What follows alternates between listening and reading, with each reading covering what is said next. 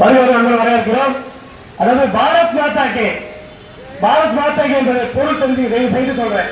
அது எல்லாரும் நினைச்சுக்கிறீங்க பாரத மாதானா பிஜேபி சொந்தமானது, அது பிஜேபி கட்சியுடைய புரோட்டோகால், பிஜேபி கட்சியுடைய ஸ்லாங், பிஜேபி தான் சொல்லணும்னு நினைச்சுக்கிறீங்க. அப்படிதான் இல்ல. ஒரு பிள்ளைக்கு தாய் எந்த அளவுக்கு முக்கியமோ, ஒரு பிள்ளைக்கு தாய் எந்த அளவுக்கு முக்கியமோ அது மாதிரி பாரத மக்களுக்கு பாரத மாதா முக்கியம்.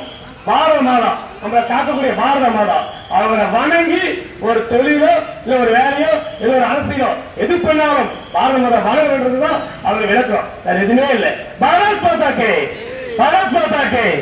நன்றி. அதாவது நாளை நமது, தமிழ்நாடு நமது. இந்த பிரச்சாரத்தில் பார்த்தோம்னா பிஜேபி மட்டும் போராடல, பிஜேபி மட்டும் போராடல, எல்லா கட்சியும் போராடுறான், மக்கள் போராடுறாங்க, ரேஷன் கடை ஊழியர் போராடுறாங்க, மாற்றுத்திறனாளிகள் போராடுறாங்க, மக்கள் பத்திரிகைகள் போராடுறாங்க, ஆட்டோ ஓட்டுநர்கள் போராடுறாங்க. போன ஆட்சியில் சொன்ன வாக்குறுதிகள் எதுவுமே நிறைவேற்றவில்லை. மக்களுடைய மிகப்பெரிய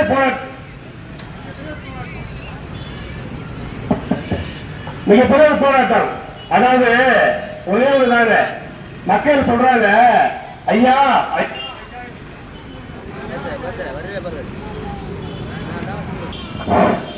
அதாவது 50 பேர் வச்சுக்கிறேன், அது 20 பேருக்கு வந்து நம்ம என்ன பண்றோம், ஒரு இனிப்பு வழங்கணும்னா மீதி 30 நிலைமை என்ன, ஒரு தலைவர் வழங்கணுமா?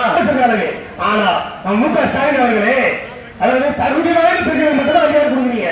அது எந்த விதத்துக்கு நியாயம்? சிந்தித்து பாருங்கள். அவ பெண்கள் தான் பாதி. அதாவது சிறப்பா ஒரு கண்ண விஷயத்தையும் ஒரு கண்ண பண்றீங்க, இது வைக்கிறீங்க, இனிப்பு வாங்குறீங்க, அதுக்கு பேர் சுத்தம் பண்ணிக்கிறீங்க, இதுக்கு பேர் தவறு. சிந்தித்து பாருங்கள், சிந்தித்து பாருங்கள். தமிழக போது கலாச்சாரத்துக்கு மேலே சென்று கொடுக்கிறது. தமிழக பாத்தீங்கன்னா கடந்த 2020 பாத்தீங்கன்னா 6500 பேர் போதை பாதிப்பட்டிருக்காங்க. 6500 பேர். 2026 கணக்கு பாத்தீங்கன்னா 12,701 பேர் பாதிப்பட்டிருக்காங்க போதையால.